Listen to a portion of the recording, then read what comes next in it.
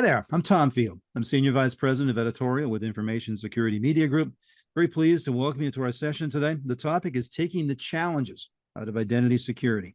Got a great panel here for you today. They include Chris Schuler, he's Chief Executive Officer with Simio, and Dave Schwartz. He is Senior Vice President Global Partners with SailPoint. Now, before I invite them onto our virtual stage, let me give you some background on our session. Navigating complex compliance requirements, GDPR, HIPAA, SOX, is overwhelming. If you don't have strong governance and identity programs, it could lead to potential legal and financial risks.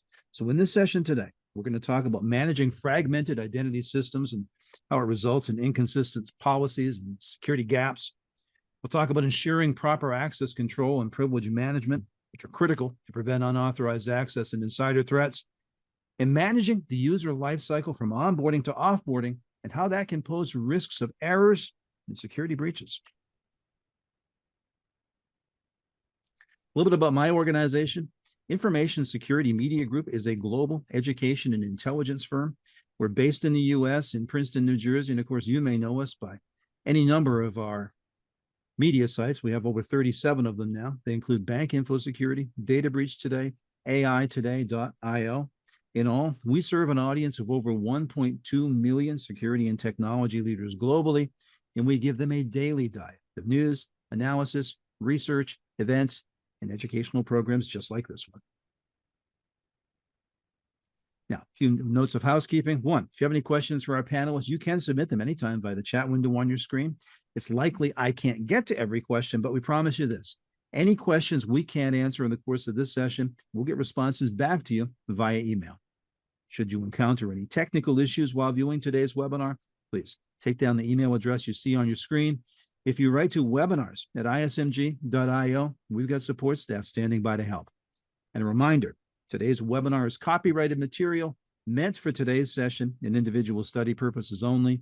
If you'd like to use any of the information presented today, or if you're looking for customized training materials, please contact us. A little bit about our sponsors today.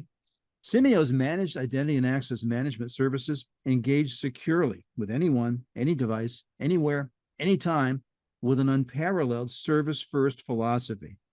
They help businesses reinvent how they engage with customers, how and where their employees work, how they partner with others securely and efficiently. Their goal, to help your business run your IAM program in the most effective way to maximize your investment in your digital transformation journey. And SailPoint, of course, was founded in 2005 to deliver innovative solutions that address some of the world's most dynamic security issues. That passion and commitment for solving their customers' pressing security and identity challenges guide them to this day. They believe enterprise security starts and ends with identities. By harnessing the power of AI and machine learning, SailPoint automates and streamlines the complexity of delivering the right access to the right identities and technology resources at the right time, delivered at the scale their enterprise customers demand. Now, let's quickly meet our panelists today. Again, Chris Schuler, the CEO of Simio. He drives the overall vision and strategy for the company. He's a proven leader with extensive experience in go-to-market, operations, and product development in the managed services space. He joined Simio from TrustWave. And Dave Schwartz is SailPoint's SVP of Global Partners, brings deep experience leading successful teams and growing partnerships in the security industry. He and his team are building a global ecosystem to foster and grow the right partnerships to deliver best-in-class solutions and services for customers. With that, let's bring Dave and Chris onto the screen. Gentlemen, good morning and welcome to the session. Glad to have you here today. Good morning, Tom. Thanks for having us. Thanks for having us. Let's start our conversation here. Digital transformation is on the agenda for nearly every board of directors today. What are the challenges that CISOs in particular face in securing these systems from an identity standpoint? Sure. Yeah, I'll definitely jump right into that one, as I know Dave will as well. I mean, first of all, the challenge with digital transformation in general is just getting alignment across all the businesses. You know, each business, you know, the leader over that business is going to be looking at digital transformation from their lens only. So then you got the CIO and CTO who's got the, you know, kind of herding the cats challenge of bringing them all together to then get alignment. And then you want to factor in the security dilemma in that the security dilemma also has a compounding problem that the CIO has, in that there's little to no alignment, particularly in identity, across all those business lines. As you transform, you've compounded a kind of isolated problem from each business. So all of a sudden now that problem becomes a macro problem for the entire corporation, because that access now is given pretty much across company-wide and really worldwide. So it really kind of is a compounding threat factor that the CISOs are challenged with in this digital transformation. So it's not really just a simple, hey, we're moving to the cloud, set up security in the cloud. It's we're moving to the cloud, and what primarily was a business unit specific solution now all of a sudden is a corporate wide solution with access across the entire company and the world. The only thing I would add to that is, the number of tools that they have to manage as well. So it's not a single tool typically. It's a bunch of tools under multiple platforms. And how do you actually look at it from a unified perspective? I think also brings in a high level of risk as well, and also additional challenges at the CISO level, CIO level, et cetera. So, Dave, Chris, what should organizations, security organizations in particular, be doing to get identity governance right? Yeah, I mean, I think the big thing is alignment in the business first. Getting alignment. When Dave mentioned all the tools, the challenge is you have a lot of legacy tools and legacy processes, right? And most of the time, the legacy processes aren't even aligned with the tools in the first place.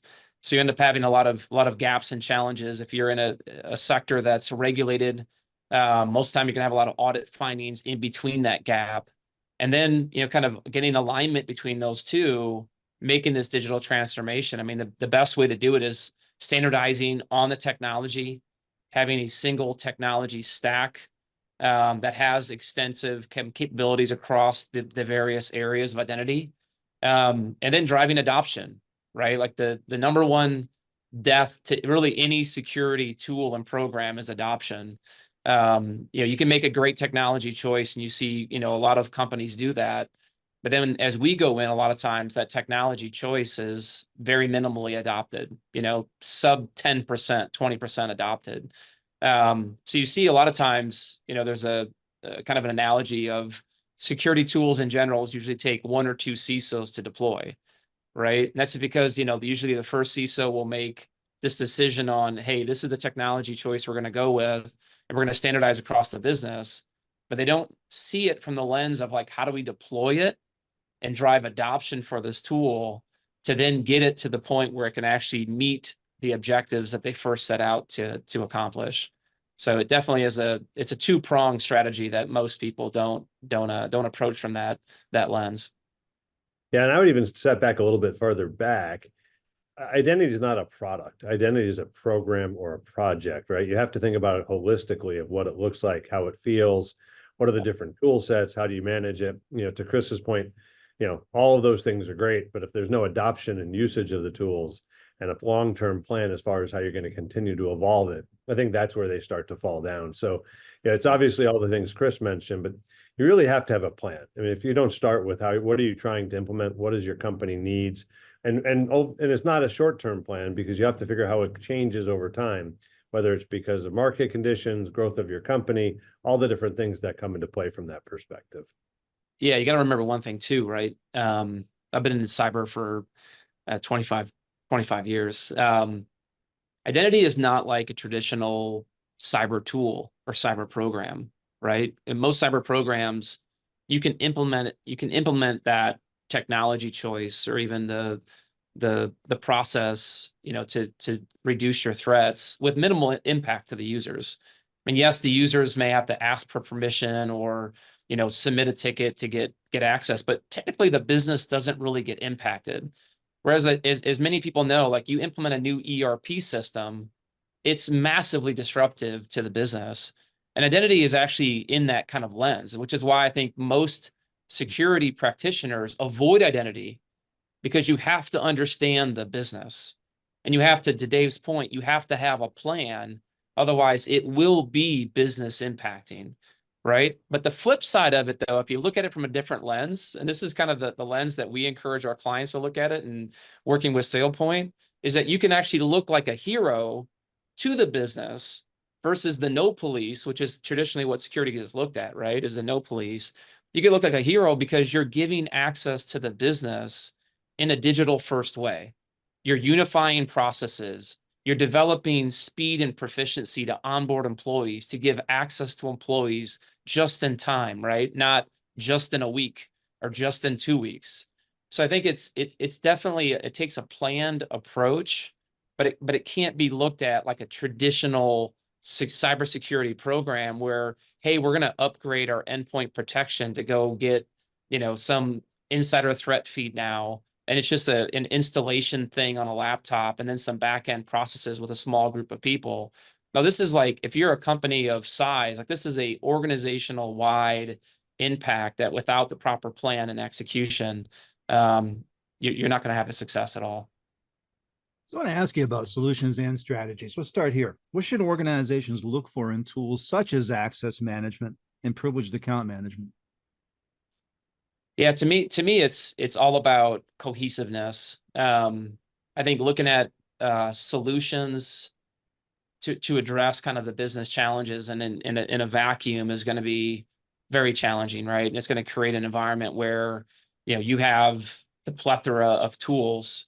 And now with Entra and each cloud provider nowadays, public cloud provider has their own access as well, right? So you have this kind of multi-pronged challenge of, do I go native in adoption with a Microsoft, an AWS, a GCP, right? Most of those tools don't work very well across each other. So right there, you already have like the first conundrum, like how do I solve this?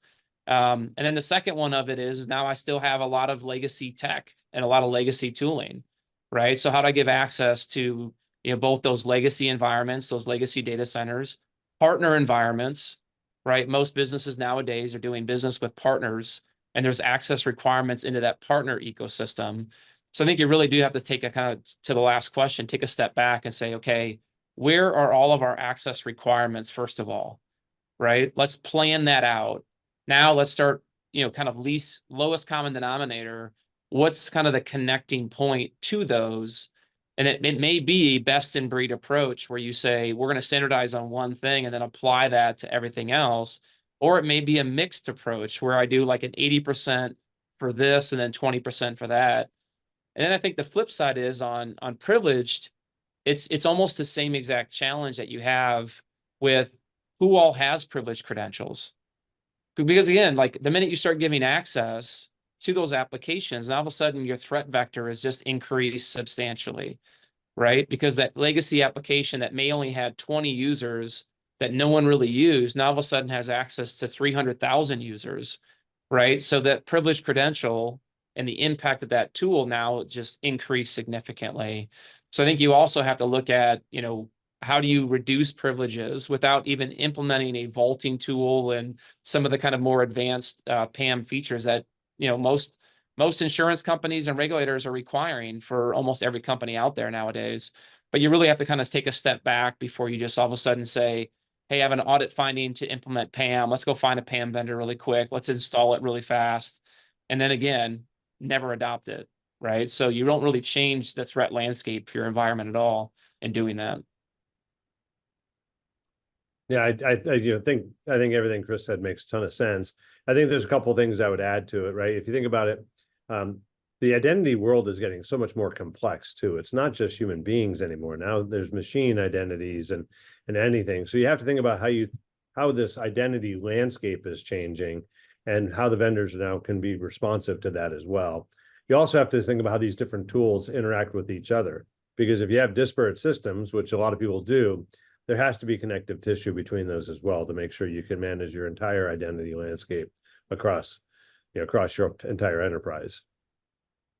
So, gentlemen, as I'm hearing you, I'm hearing that many organizations these days need to retire one, maybe more, of their older identity systems. So what's the best strategy for modernization? I know you deal with this question all the time. Best of breed or platform? Yeah, I mean, we're huge. We're huge in the platform world. we think having a platform that's extensible is super important, not just for solving today's problem. I think a lot of us like think about today's problem. We don't think about tomorrow's problem. Think about it from our worldly view. Like we make a lot of very short-term decisions, not with minimal, view into the long-term impacts.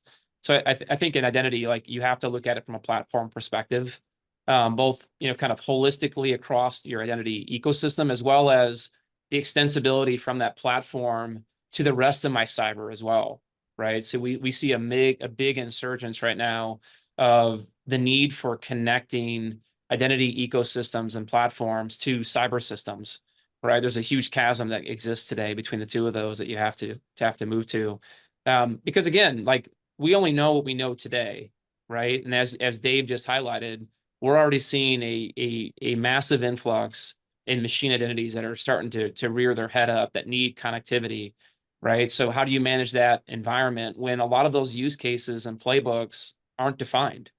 Like no one's really got it figured out on how to handle machine identities. So I think it's, how do you build something for the future? And I think the only way to do it is really from a platform approach and something that you can develop on top of as well. I think that's also important because, I see it really in our practice, a lot of the large organizations that we deal with, most solutions out there, SailPoint, for example, like they'll get you 80-90% of the way. But that last 10%, you got to kind of make the decision of like, do I go without it? Or do I have a platform like SailPoint that I can develop on top of to get me that last 10%, right? To address those kind of, individual use cases that I know are company specific. And I'm not just going to, somehow go without them.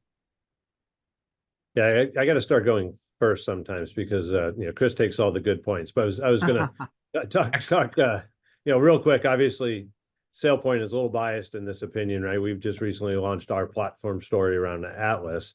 But I think one of the things Chris hit on in the end is this extensibility piece where our partners like Simio, they have some really cool use cases with some of their customers that they know what the exact needs are and they can go build, the tech stack on top of that. And I think that's really important. So, it's not a single vendor solution. It's the ability for our partners and our ecosystem to be able to develop around that as well, I think is really critical. That could be verticals, it could be specific use cases, and it really allows. So we're big believers in the platform play.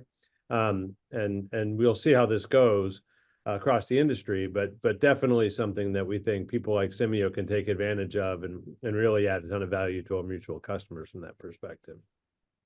Now let's get to the question about services. How does a security leader know which option is best for their organization? There are a lot of options out there today. Do you want to go first? I'll go first, and I think when it comes back to the conversation we had earlier in this presentation about having a plan, is what are you trying to accomplish? What are the needs are? What are your core competencies inside your business? Or are you better finding a partner who can help provide those services on top of it? And SailPoint, 90% of our business and implementation services and advisory services are all done by our partner ecosystem. We actually believe people that do this every day, people like Simio who are, practices built across the entire identity stack, right? It's not just a SailPoint practice, but they can see a holistic perspective. That adds a ton of value to our customers. And for us, it's really about trying to drive as much value for our customers in the shortest period of time. And some people want to do it themselves, and that's great. They can do some of the services, but we do think there's a huge opportunity for the partner landscape to really add value here. Yeah, and obviously as a services company, I think there's a fit really for, what you're trying to accomplish and how long you're trying to accomplish it.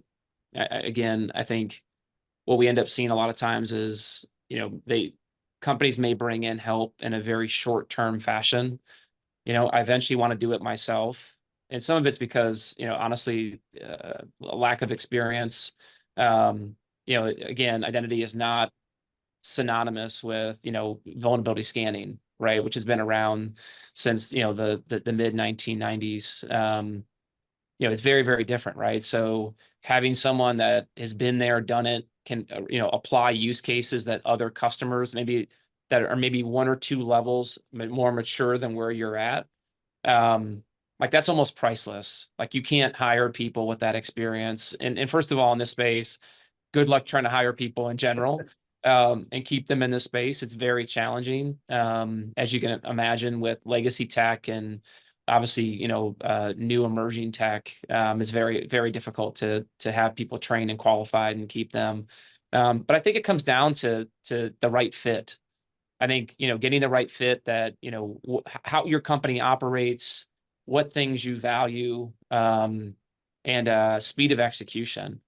Right. And one thing that we tend to lean heavily on is, what value is that partner bringing you, or that services company bringing you? Again, you have to understand where you want to go first. And if it's just a short-term thing, then I think there's a lot of different vendors out there that probably could be a fit. But again, when you look at adoption rates, more times than not, we actually end up making our money a lot of times where companies did that very short term, like, hey, I just want the product up and running in 6 to 8 weeks, right? Like many of us have been around long enough that we've seen that those same type of scenarios with products like ServiceNow, Salesforce, and like, how's that worked for those companies, right? Most likely they've still brought a company back in to do the adoption, to do the customization, to build it out, to connect to their ecosystem the right way. And now they're getting full use of that tool and really addressing the core use case they built from day one. But I think you have to, having kind of asked the right questions, you'll kind of lead yourself to, hey, is there a services kind of fit?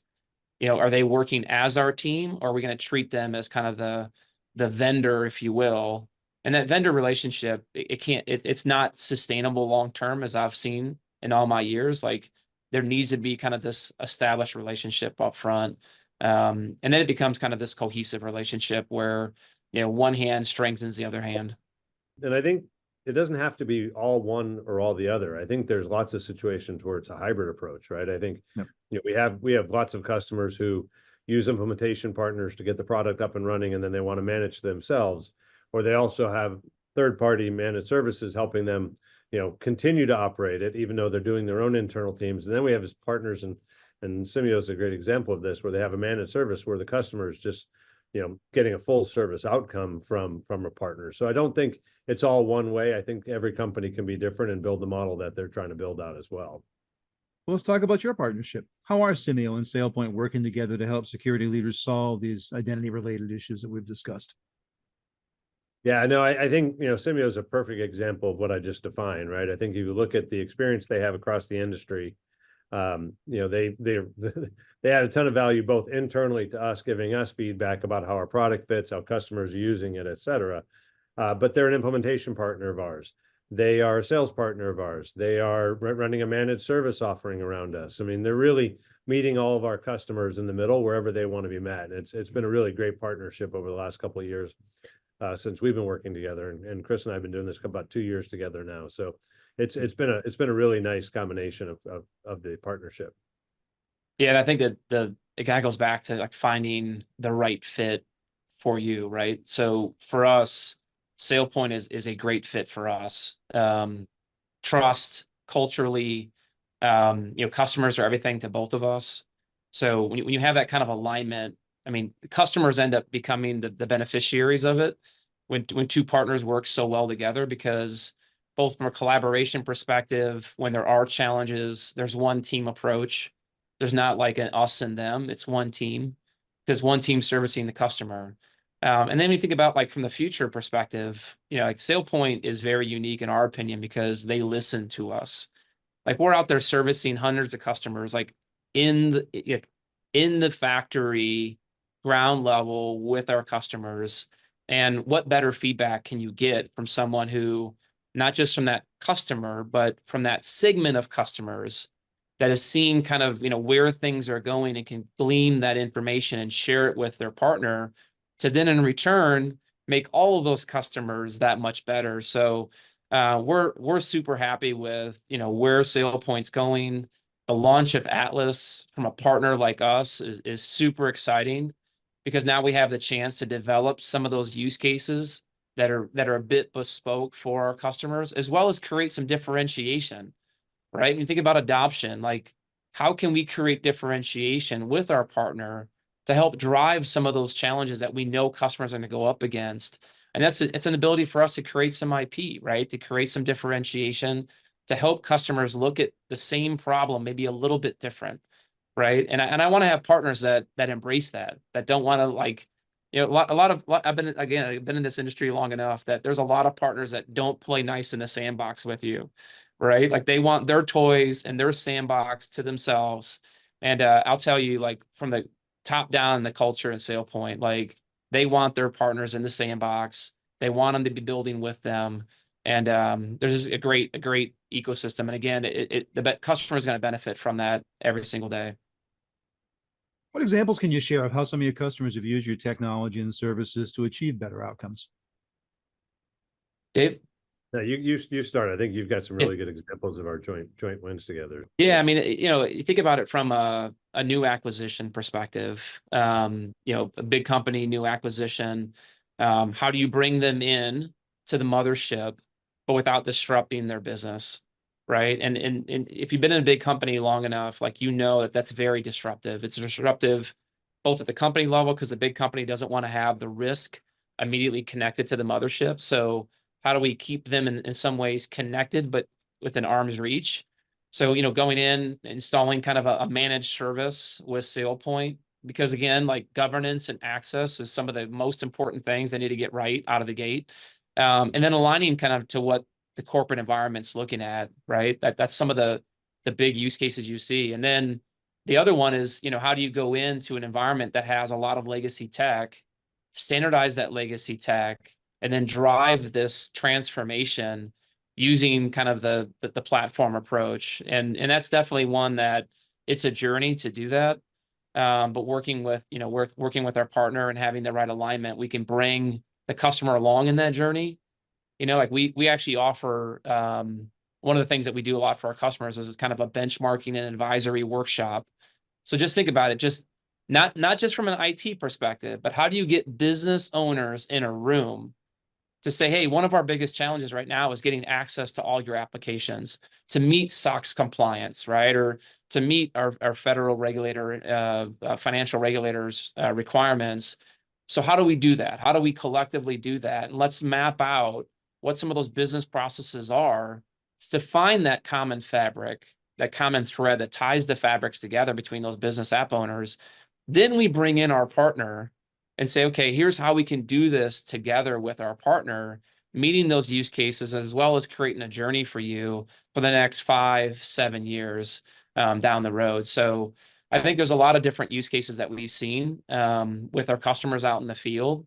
And then I think the last one also is, you know, and this is kind of a little bit more near and dear to my heart, right? But as you move down market, one of the challenges that you end up seeing is a lot of customers that are, you know, still substantial size, but they don't necessarily know where to start, right? Like they know they have a risk. They know that, you know, taking a week to onboard someone, still having some issues, still having some insider threat type stuff because privileged credentials have went on too long. Employees have already left the company. Access is still out there, or someone got access that shouldn't have got access, right? Like, you know, all the cyber risks from that, right? But they don't know where to start, and they don't know if there's even a tool or a solution that they can even afford to solve their problem. Like that's what gets me excited, because as a practitioner, I think of tens of thousands of companies out there that could use a solution of SailPoint with a partner of Simio to say, hey, could you solve this problem for us and do it in a way that's not going to cost me a fortune, right? And that's where like we've created some really cool managed services capabilities around SailPoint's products to really kind of give those customers in that much broader segment a hope, right? Because up to this point, they don't really have one. Yeah, I'd add a couple things, and I think, you know, Chris touched on most of them. But if you think about, you know, he mentioned earlier in one of the other questions around staff and technology, you know, finding the right resources in the market are really hard, and those resources are probably really expensive. So having someone like Simio, you know, that's been an option for some of our customers, is that wasn't core to their business, right? So being able to hire staff and use a managed service offering from Simio has been super helpful for a couple of our customers. We also have other customers who are, have legacy technologies and probably multiple legacy technologies in-house. And how do we build a migration plan to help them modernize? And this kind of goes back to the first question you asked, modernize the digital transformation to the most latest and greatest. And so combination, we work really well together. We have a great team. They have a great team. And I think our customers benefit from that combination as well. And I think we've seen a bunch of that in the field so far. Excellent. Dave, Chris, we've covered a lot in a short time here. What key takeaways do you want to leave with our audience? What do you want them to remember from this discussion? I think from my perspective, it kind of goes back to two things, right? I think, picking the right technology is really, really important. Having a technology that has a platform model to it, I think is something that we think is core. From a unified data platform, allows you to actually have access. And then the extensibility piece to allow your partners to actually build out and add their expertise on top of it. That's kind of my key takeaways. Chris? Yeah, my big one is, obviously don't kick the can anymore. We're seeing it too many times. You look at all the breaches that have happened in the last probably 3 months. The root cause almost to every single breach is identity, right? So if you're a cyber practitioner, you can look like a hero if you embrace this, right? And I'm telling you right now, like I've seen so many CISOs that have made the transition, that have finally embraced identity, that have made it kind of a core mission, top 3 priority. We're seeing that right now almost across the board, right? From an IT and CISO's budget perspective, the top 5 now is identity. That has not happened before. But you got to embrace it now. You got to bring in the right partner, create the right strategy. Strategy is everything, right? Don't just throw money at a problem, create the right strategy, find the right partners, and then invest in them. And like I said, I think a lot of the challenges that we're seeing out there today can easily be solved with the right platform approach and the right adoption, right? So, finding a partner that can drive adoption, and really get you into that kind of digital first environment. It's going to make you look like a hero to your business. And we're all about, I'll say the last thing is, we talk about this a lot, Dave and I do, right? We're here to put wins in a customer's column, right? Everybody, no matter who your boss is, you're only as good as your last win, right? So you need partners that are focused on you getting a win, not just them getting a win, closing a deal. And we talk about that all the time. Like, what wins have we put up lately for our customers? And find partners that are focused on that want to put wins in your column. Well said. Gentlemen, our audience wants to learn more about identity security and the impact on the business. What resources do you have for them? Yeah, I would say like both our companies have a great blog. There's some great identity forums out there, identity working groups. For example, there's IAM working groups almost in every major city across the US. If you're in Atlanta, we end up hosting a lot of those, but those are great forums to get connected. You also have some of the conferences that are coming up. Gartner's got a great conference. Identiverse just happened out in Las Vegas with a lot of practitioners come together. But look, like this is a super fast part of cybersecurity, right? The CAGR is almost double kind of pure cyber. So you are only going to be as good as the peers and people you surround yourself with. Kind of like I tell my kids, right? You got to surround yourself with really smart people. Yep. So, get in early with your community, get connected to other CISOs, other IAM leaders, and bring in good partners right out of the gate. Dave? Yeah, just two things. One, as you're talking about conferences, I'd be, probably get, my CMO mad at me if I didn't say we have our Navigate conference coming up in around the world in October, November. So there's great opportunity here where we're going.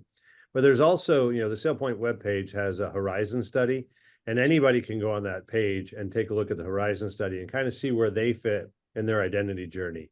And that'll also be a really good place to start. And then you can bring in people like Chris, who help with those advisory services to kind of help build out that plan from there. So spot on.